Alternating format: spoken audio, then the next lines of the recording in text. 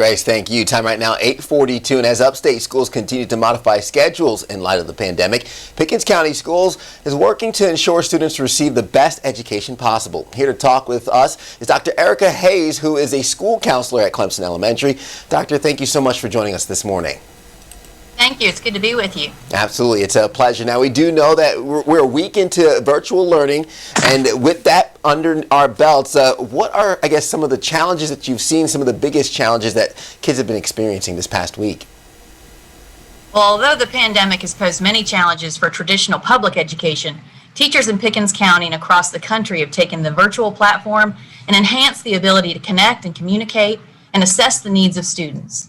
After conducting an informal survey, our teachers have shared that their students are not only present for their scheduled lessons, but they have a craving to have that opportunity to see and spend time with their teachers and peers.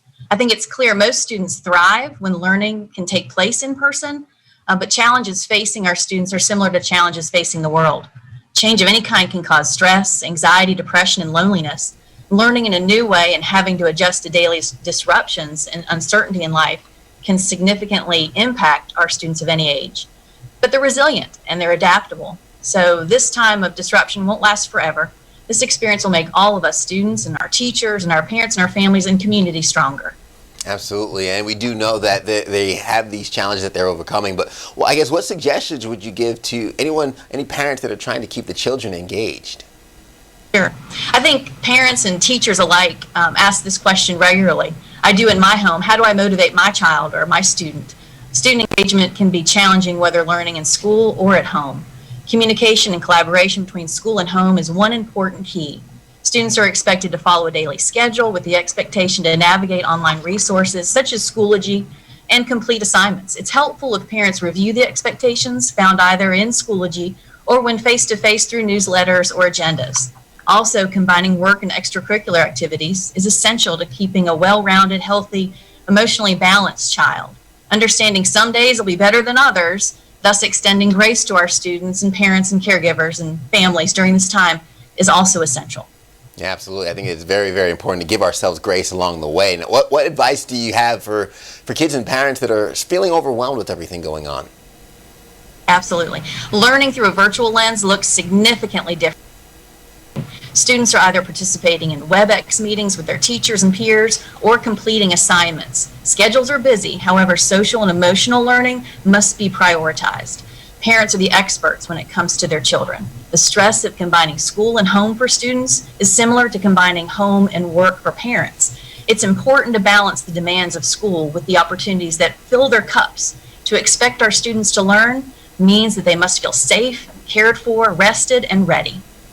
Now, I do have a question in terms of maybe some kids who we know school could serve as a big social environment for children. What about the kids that might feel lonely during this time?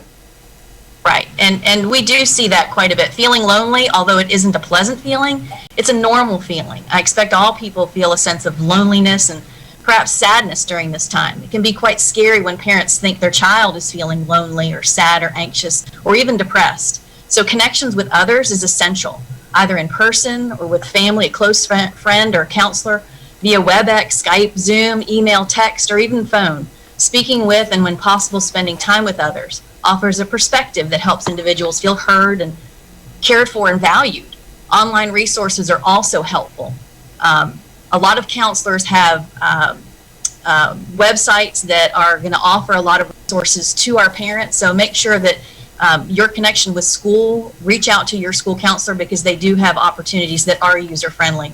But should feelings of loneliness persist and a parent feels his or her child's safety is in jeopardy, my advice is to immediately reach out to a trained professional who can help.